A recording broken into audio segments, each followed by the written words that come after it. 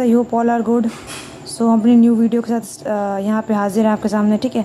सो यहाँ पे जो टॉपिक रहेगा वो रहेगा आपका पॉलिनोमियल का। ये क्लास 9th का एक टॉपिक है, ठीक है। क्लास 9th में चैप्टर 2, उसमें जो पॉलिनोमियल वाला जो चैप्टर है तो उसमें से ये क्वेश्चन है, ठीक है। सो बेसिकली आपके पास ऐसे क्वेश्चन होता है फैक्टराइज करने के लिए आता है। तो इसकी प्रीवियस वीडियो में हमने फैक्टराइज करना सीखा था मिडिल टर्म स्प्लिट से, ठीक है। वहाँ पे 3 टर्म थे, बट यहाँ पे जब 4 टर्म आ जाते हैं, 4 टर्म का मतलब है जहाँ पे हाईएस्ट पावर 3 और 3 जब है तो उसको क्यूबिक वाला बोलेंगे, ठीक है। तो जब आपके पास इस तरीके का क्वेश्चन आता है तो उसको कैसे सॉल्व करते हैं वो देखते हैं। बट इसको करने के पहले, इस क्वेश्चन को समझने के पहले आपको जो प्रीवियस वीडियो में मैंने मिडिल टर्म स्प्लिट समझाया है वो आपको आना चाहिए, तभी आपको ये क्वेश्चन समझ में आएगा, ठीक है। तो स्टार्ट करते हैं वीडियो। तो इसका जो स्ट्रक्चर रहेगा वो कुछ इस तरीके से रहेगा, ax³ + bx² + cx + d, ठीक है। और a, b और c, d आपके क्या रहेंगे, नंबर रहेंगे, ठीक है। अब आपको करना क्या है, कुछ नहीं करना है, ये आपका px है, पॉलिनोमियल है, ठीक है।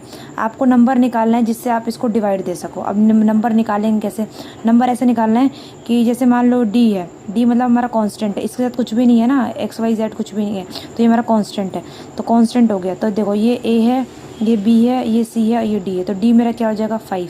तो जो भी हमारा कांस्टेंट होगा उसके में निकालने फैक्टर। फैक्टर का मतलब होता है वो किस टेबल में आता है, तो 5 किस किस के टेबल में आता है, 1, -5, 5 और -5, इन्हीं के टेबल्स में आता है, ठीक है। अब इन चारों में से हमें एक एक करके यहाँ पे x की जगह पे रखना है, और जिसको पुट करने पे वैल्यू 0 आ गई उसी को हम आगे लेके चलेंगे। मैं सॉल्व करती हूँ, जल्दी समझ में आएगा। पहले मैंने x की जगह पे 1 रखा, तो देखो जब मैंने x की जगह पे 1 रखा और सॉल्व इसको पूरा किया, सॉल्व करना इस होप सबको आता होगा।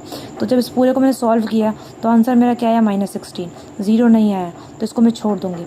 अब मैंने क्या पुट किया, -1, तो देखो जब मैंने यहाँ पर पूरे में -1 पुट किया तो लास्ट में मेरा आंसर क्या है, 0, तो मैं इसको लेके चलूँगी। तो देखो px = 1, मतलब ये हमारा क्या है, पूरा px है, तो px = 0 मेरा कब आया, जब मैंने x की वैल्यू क्या रखी, -1 रखी। तो यहाँ पे x की जगह पे क्या आ जाएगा, -1 = 0, ठीक है।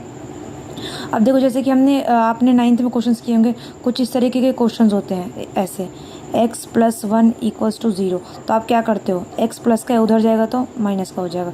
बस आपको ये ध्यान रखना है, अगर यहाँ पे माइनस है तो आप उसको प्लस में ले लो x के साथ, और अगर यहाँ प्लस का होता तो यहाँ माइनस ले लीजिए। फॉर एग्जांपल अगर मान लो यहाँ पे +1 होता तो मैं यहाँ पे ये x + 1 नहीं लिखती, x - 1 लिखती, ठीक है।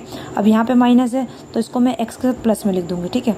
तो अब हमारे पास नंबर आ गया, इस नंबर से मैं इस पूरे नंबर को डिवाइड दूँगी। अब डिवाइड कैसे देना है वो देख लो।